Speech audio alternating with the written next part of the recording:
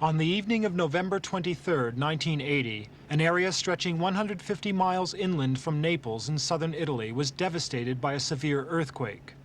The first and most serious tremor reached 6.8 on the Richter scale and was felt as far as Sicily and Yugoslavia.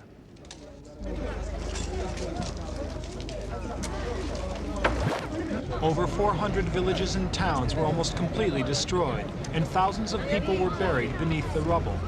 The whole of southern Italy was turned into a disaster area overnight.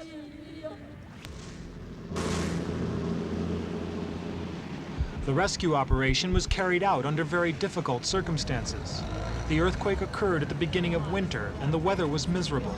The inaccessibility of the mountainous area, the rain, and the mud hindered the rescuers' efforts to bring relief.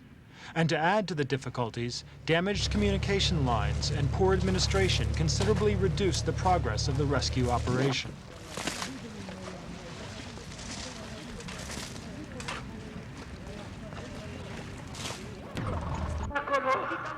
The final death toll may never be known, and conflicting government figures have only confused those trying to come up with accurate statistics.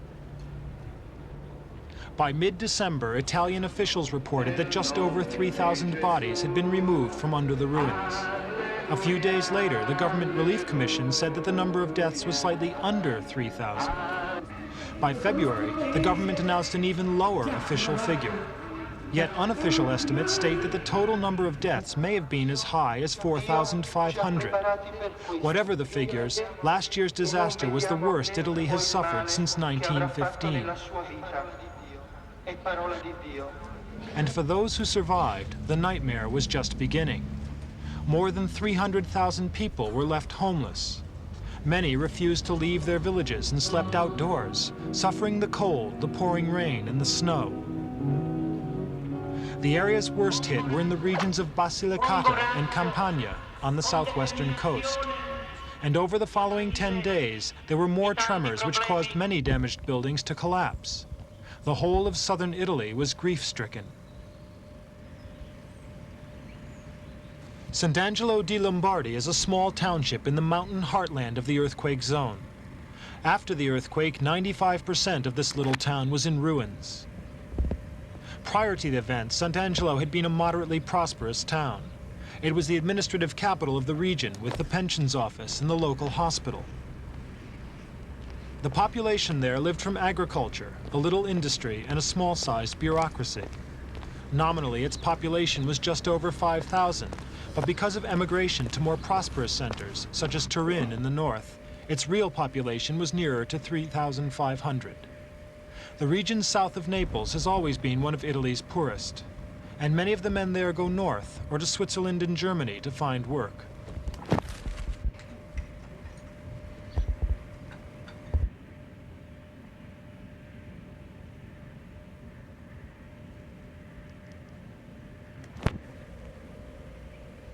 In Santangelo, the official death toll was around 400, but these figures are disputed by one of the town's councillors, who claims that it is nearer 600.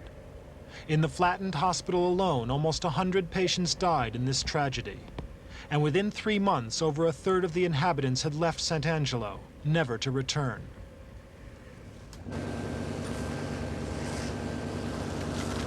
Today, the reconstruction program is well underway, but there is still much to be done. The work in the Old Town is financed by the Naples-based Special Government Commission for the Earthquake Zone. Already, almost $20 million have been invested in the program, and the local hospital is being rebuilt with the help of the French Red Cross at a cost of $14 million.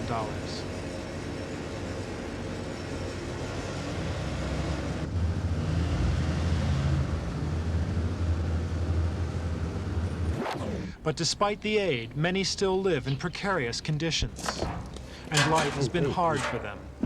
Last winter was the coldest in memory, with temperatures below freezing most nights.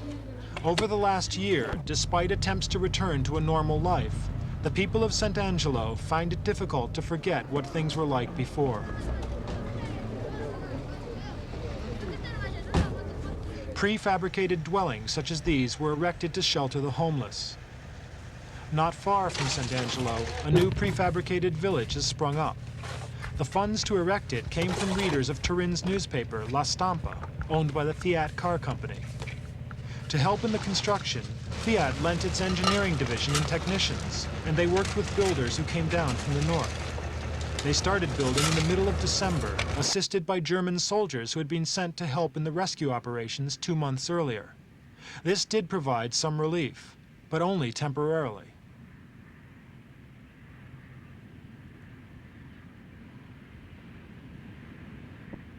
But the emergency phase of aid supervised by the Government Commission is coming to an end. Although some funds have been allocated to help with the reconstruction program, it will be for the local authorities to draw on their own resources to implement it. And already, certain questionable construction companies are being attracted by the lucrative contracts.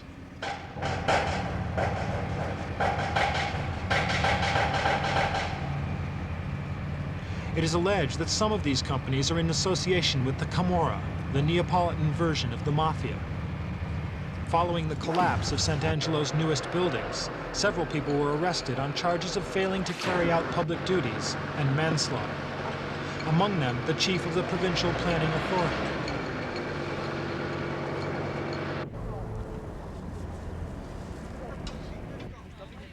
Another scandal involved the town's tallest building. It had not been constructed according to the plans in order to cut costs. And as a result of the earthquake, 25 people died when it collapsed. But what really angered people was the authorities' failure to deal effectively with the situation after the disaster. The Christian Democratic government was criticized by the opposition parties for having failed to implement the contingency plans. There were undoubtedly terrible delays, and there was at the beginning an evident under-evaluation of the earthquake by this government.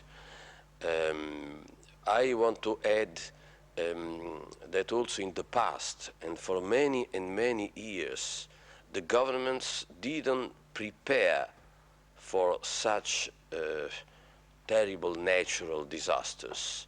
And so the responsibilities do not lie only on this government, but also on the previous governments. Anyhow, I don't think that there is a legal action to take, but a political action to take, and we are taking it.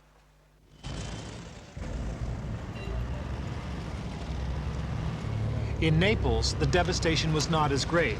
Few buildings were immediately destroyed, and no one was killed. But the earthquake has rendered many houses unsafe to live in, and over 170,000 people were left homeless. The city's acute housing shortage has been made much worse, and the homeless have added to the problem of overcrowded slums.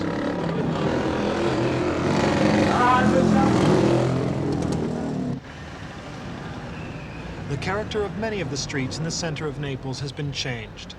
Most of those who lived here are now in temporary accommodation. A year later, there are still thousands of people living in schools they have squatted. In one school, it has been reported that 75 families live up to 17 in a room. And they have been there for over 9 months, ever since their homes in the middle of Old Naples were declared unsafe. Neapolitan children go to school on alternate days because there aren't enough classrooms. It is feared that the problems which have sprung up as a result of the deepening crisis may cause serious social unrest. Red Brigade pamphlets have been found in some of the occupied schools, and many of those who have suffered believe that what has happened hit the poor more than the rich.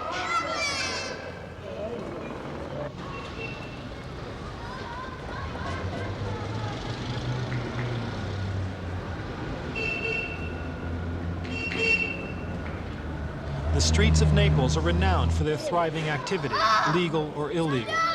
But petty crime is being replaced by increasing violence, and trafficking in drugs and prostitution are commonplace. Rival gangs fight for the profits which can be gained from such a chaotic situation. And the battles between these gangs have been responsible for over 150 deaths around Naples. Worried town council officials fear that the violence may not be contained for much longer.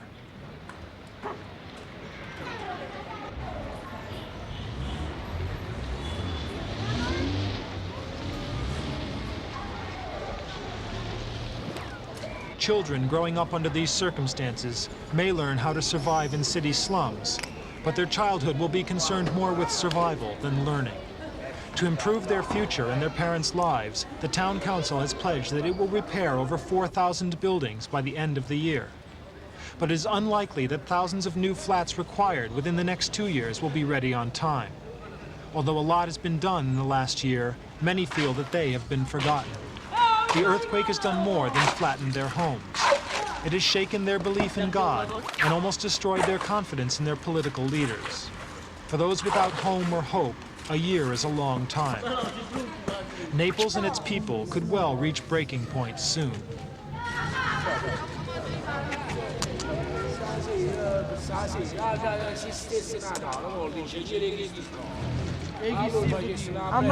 Shortly after the earthquake, trade unionists led a protest march against government handling of the disaster.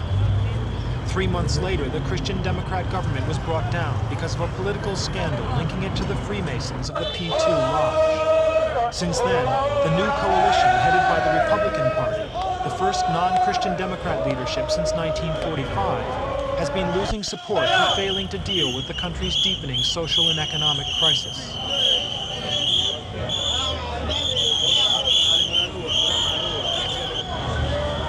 It is quite probable that there will be a general election as early as next spring. This election may prove to be as momentous as the recent ones in France and Greece. The Italian Socialist Party has been gaining support at the expense of the Communists in the north and the Christian Democrats in the south. What was a natural disaster could prove to be another reason for Italians to turn away from the status quo.